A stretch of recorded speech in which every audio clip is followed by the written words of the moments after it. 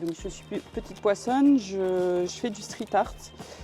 J'ai commencé à coller des textes dans la rue il y a une dizaine d'années, un peu plus, et j'ai jamais arrêté. Moi, je colle que du texte quasiment. J'adore la langue française et je colle des aphorismes qui parfois sont par exemple un peu féministes, souvent un peu politiques, mais ma principale préoccupation quand même, c'est de faire sourire les gens. Dans la rue, quand on est quand on s'ennuie, quand on va au boulot, quand on est sur un trajet quotidien, un peu interpeller les gens. J'adore les lieux chargés d'histoire, donc forcément le château, et puis moi j'ai la tour du prisonnier, donc c'est quand même pas rien. Comme je suis amoureuse de l'écriture, des inscriptions, le fait que toutes les pierres dans la tour soient gravées, je trouve ça magnifique. Historiquement, il y a déjà des inscriptions et je viens un petit peu en amener d'autres.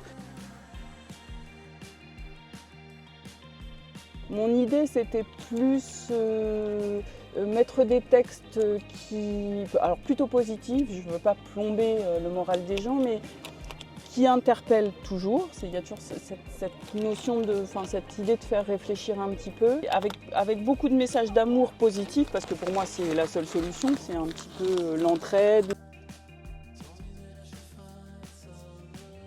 Alors moi dans la rue, d'ordinaire, je colle des stickers, donc ce que je colle sur la fenêtre de l'entrée.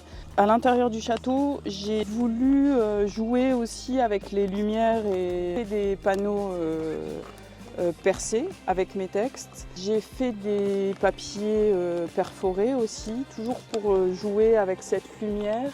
Ma technique de prédilection dans la rue, c'est vraiment le vinyle, mais là j'avais envie d'investir d'autres matières et c'est un petit peu ce que me permettait le projet, parce qu'il y a une super équipe technique.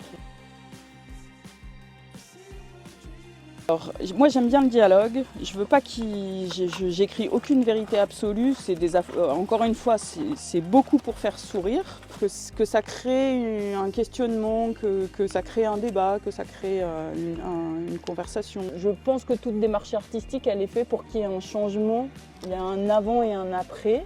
Et encore une fois, toute proportion gardée, je vais pas faire changer les gens d'avis, je vais pas...